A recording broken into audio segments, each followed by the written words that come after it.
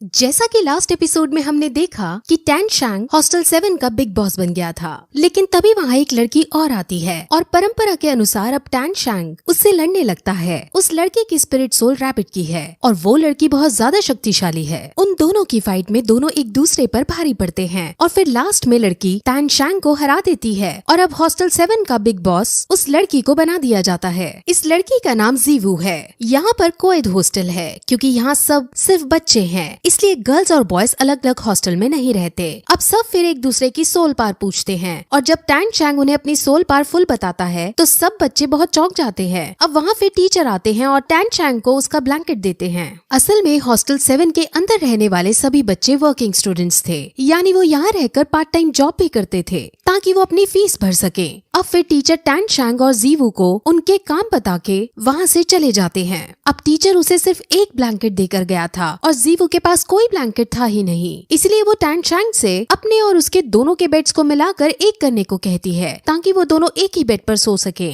अब सब बच्चे बहुत चौंक जाते हैं और टैन शैंग से जलने लगते हैं।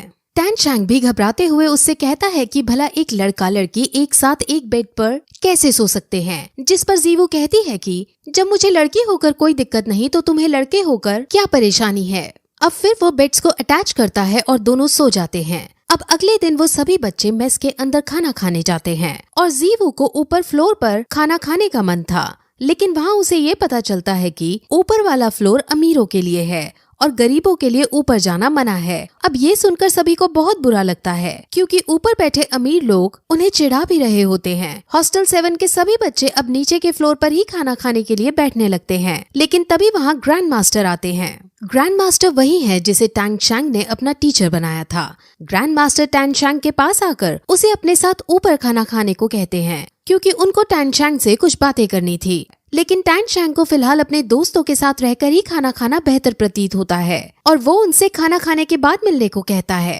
अब टैन शैंग अपने दोस्तों के पास जाता है, जहाँ जब उसके दोस्तों को ये पता चलता है कि टैन शैंग के टीचर ये हैं तो उन्हें बहुत अजीब लगता है क्योंकि सबको ये बात पता थी कि ग्रैंड मास्टर रैंक 29 पर पहुँचे हुए हैं, लेकिन उससे आगे नहीं बढ़ पा रहे हैं, जिस वजह से उनका कभी कभार मजाक सा भी बनाया जाता है। और जब टैन शैंग के दोस्त टैन शैंग के सामने ही ग्रैंड मास्टर का मजाक सा उड़ाने की कोशिश करते हैं तो टैन शैंग गुस्से में आकर उन्हें धमकी देता है कि अगर तुमने मेरे टीचर के बारे में एक और बार मजाक उड़ाया तो तुम्हारे लिए अच्छा नहीं होगा। अब वो फिर सीधे ग्रैंड मास्टर से मिलने जाता है और अब ग्रैंड मास्टर उससे उसकी दूसरी स्पिरिट सोल को दिखाने को कहते हैं। वो उन्हें अपनी दूसरी स्पिरिट सोल दिखाता है जो असल में एक हैमर की थी। ग्रैंड मास्टर ये देखकर बहुत इम्प्रेस होते हैं और जब उन्हें ये पता चलता है कि उसके पापा एक लोहार हैं तो उन्हें थोड़ा अजीब लगता है कि आखिर लोहार के बेटे के पास इतना टैलेंट कैसे, लेकिन वो इसको एक अच्छा मैच ही कहते हैं क्योंकि लोहार के पास हथौड़े की स्पिरिट सोल से अच्छा कॉम्बिनेशन नहीं हो सकता था। अब वो फिर टैन शैंग को हैमर वाली स्पिरिट सोल में स्पिरिट रिंग को ऐड करने की मना करते हैं और जैसे ही वो ग्रैंड मास्टर से ये बात सुनता है तो वो बहुत चौंक जाता है क्योंकि उसके पापा ने भी उसे मना किया था कि उसे कभी भी हैमर स्पिरिट सोल में स्पिरिट रिंग ऐड नहीं करनी। अब वो इसका रीजन ग्रैंड मास्टर से पूछता है, जिस पर ग्रैंड मास्टर उसे सिर्फ इतना कहते हैं कि सही समय आने पर तुम्हें अपने आप पता चल जाएगा। अब ग्रैंड मास्टर टैन शैंग को अपने अंडर में रखकर उसकी ट्रेनिंग को करवाना चाहते थे और उसके स्पिरिट मास्टर बनना चाहते थे,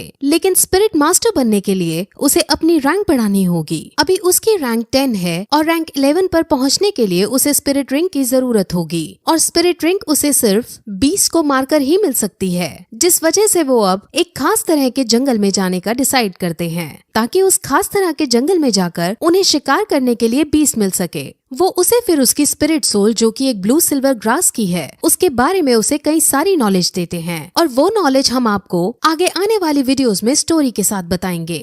अब फिर टैन शैंग अपने हॉस्टल में सोने के लिए जाने लगता है क्योंकि कल उसे जल्दी उठकर ग्रैंड मास्टर के साथ जाना था, लेकिन हॉस्टल में जाते वक्त उसे रास्ते में जीवू दिखती है। असल में जीवू समझ जाती है कि पिछले दिन टैन शैंग मन से उससे हारा था और उसने अपनी पूरी एबिलिटीज नहीं दिखाई थी, इसीलिए अब जीवू उसे रास्ते में रोककर फाइट करना चाहती थी। अब वो दोनों फाइट करते हैं और फाइट करते वक्त दोनों के बीच एक रोमांटिक एंगल भी नजर आता है और तभी वहाँ एक लेडी टीचर उन्हें इस कंडीशन में देख लेती है और उन्हें गलत समझ लेती है। वो इतने छोटे बच्चे थे और दूसरी बात वो पब्लिक में ये सब कर रहे थे, जिस वजह से वो उनको डांटने लगती है, लेकिन जीवू इतनी शरारती थी कि वो टीचर को ही धक्का मारकर वहाँ से चली जाती है। अब फिर अगले दिन टैंग शैंग ग्रैंड मास्टर के साथ गाड़ी में बैठकर जंगल में जाने लगता है और रास्ते में वो उसे कई तरह के बीस्ट के बारे में नॉलेज देता है।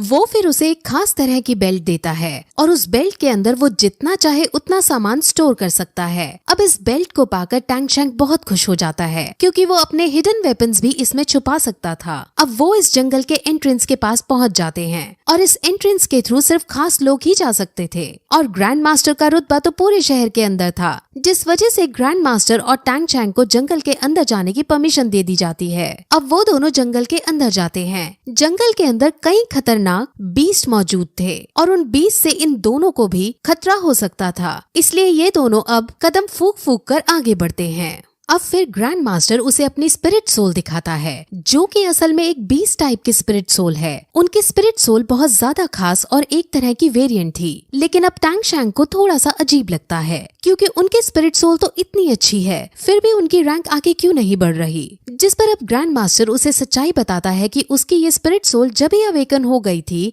जब उसकी रैंक हाफ थी और इस वजह से अब वो कितना भी हार्ड ट्रेन कर ले वो कभी भी अपनी रैंक को आगे नहीं बढ़ा पाएगा और इसीलिए ही ग्रैंड मास्टर ने अब रैंक बढ़ाने को छोड़ रैंक्स के बारे में पढ़ना शुरू कर दिया था और अब बहुत सारी नॉलेज इकट्ठा कर ली थी। अब फिर उसे अपनी बीस्ट स्पिरिट सोल के बारे में बताता है कि ये एक बार में 3 अटैक कर सकता है और ये बहुत शक्तिशाली भी है। वहाँ से वो लोग फिर आगे बढ़ते हैं और उन्हें एक बीस्ट नजर आता है, लेकिन वो बीस्ट बहुत कमजोर था और उसको मारने से उन्हें एनर्जी नहीं मिलने वाली थी, जिस वजह से वो उसको वहीं छोड़ आगे बढ़ जाते हैं। वहाँ उन्हें अब एक पेड़ दिखता है जिसको टैंग शैंग एब्जॉर्ब करके ब्लू सिल्वर ग्रास की स्पिरिट रिंग बढ़ा सकता था, लेकिन उस पेड़ की उम्र बहुत कम थी जिस वजह से वो उनके लिए सूटेबल नहीं है और अब वो आगे बढ़ जाते हैं। असल में वो कलर को देखकर उसकी उम्र का पता लगा सकते हैं। अब उनको बीस्ट ढूंढते ढूंढते रात हो जाती है और अब ग्रैंड मास्टर अपनी बीस्ट टाइप की स्पिरिट सोल को बाहर निकालते हैं और उसे मूली खिलाते हैं। असल में इस बीस्ट की स्पेशल पावर फाट मारना था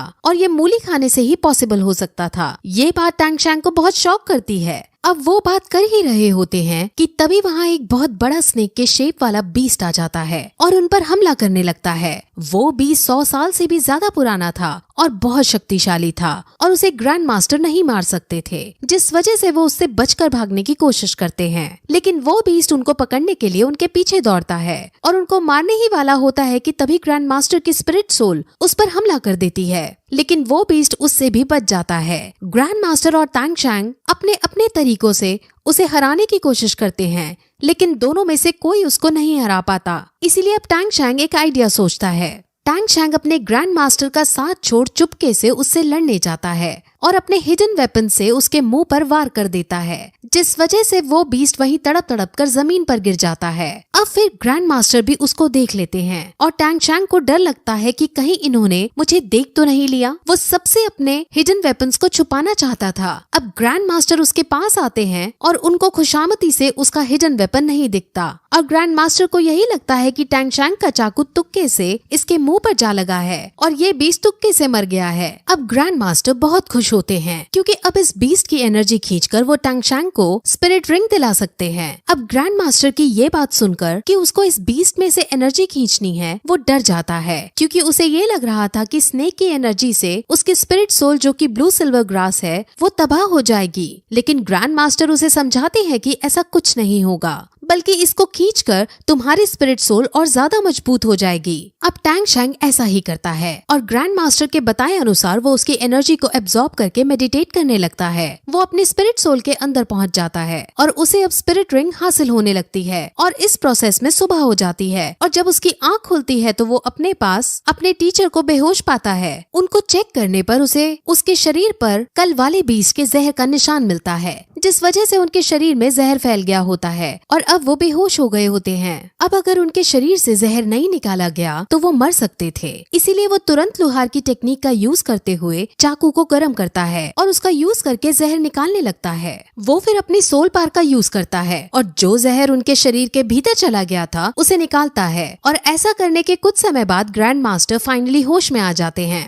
टैंग शैंग अपने टीचर को रेस्ट करने का बोलता है, लेकिन अब टीचर सबसे पहले वापस स्कूल लौटना चाहते थे। वो अब टैंग शैंग से उसकी स्पिरिट रिंग की पार दिखाने को कहते हैं, जिस पर अब टैंग शैंग मेडिटेट करके उनकी पार को निकालता है और वो पार 50 मीटर दूर के पेड़ में जाकर लगती है और उस पेड़ को अपने में जकड़कर उसे मारने के लिए रेडी हो जाती है। ग्रैंड मास्टर समझ जाते हैं कि ये पार बहुत ज्यादा खतरनाक है और बहुत शक्तिशाली है। इस पार से हम 50 मीटर दूर खड़े आदमी को आसानी से पैरालाइज भी कर सकते हैं। अब दोनों ही बहुत खुश होते हैं और दोनों अब स्कूल में वापस जाते हैं, जहाँ टैंग शैंग बीमार ग्रैंड मास्टर को बेड पर लेटाता है और ग्रैंड मास्टर उसको शेल्फ में से एक बुक निकालने को कहते हैं। वो कहते हैं कि मैंने इस बुक के अंदर अपनी कई सारी रिसर्च लिखी हैं और इनसे तुम्हें बहुत हेल्प होगी। वो फिर उसे शहर के स्पिरिट हॉल में जाने को कहते हैं, क्योंकि वहाँ जाकर वो खुद के लिए अपने टैलेंट के बेसिस पर एक मंथली स्टाइपेंड बुक कर सकता था और ऐसा करने के बाद उसे यहाँ वर्किंग स्टूडेंट के रूप में काम नहीं करना पड़ेगा। वो अपने ग्रैंड मास्टर की बात मान जाता है और अब उनके कहने अनुसार वहाँ जाने लगता है। वहीं दूसरी तरफ हम हॉस्टल 7 के बच्चों और अमीरों के बच्चों को एक ग्राउंड में देखते हैं जो एक दूसरे से लड़ रहे थे।